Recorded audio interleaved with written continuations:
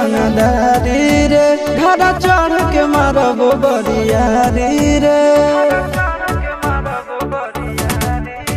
छूट जी तो कैल रंगदारी रे घर चढ़ के मारब बरियारी रे तोरा बाप के न तोरा दादा के चिन्हबहु बेटा सब गोली मारबौ त एगो गिनबौ तोरा बाप के न तोरा दादा के चिन्हबहु बेटा सब गोली मारबौ त एगो गिनबौ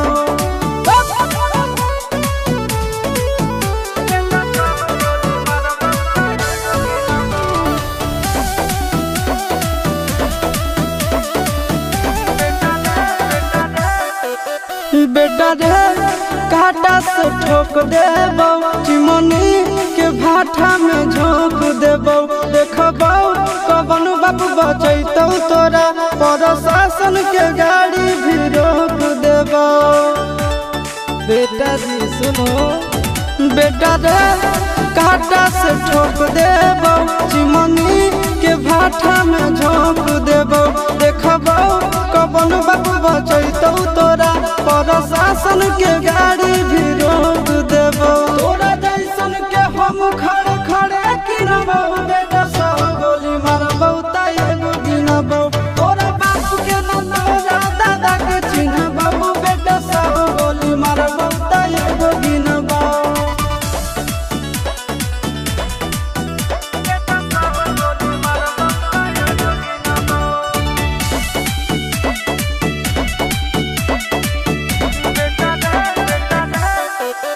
बेटा रे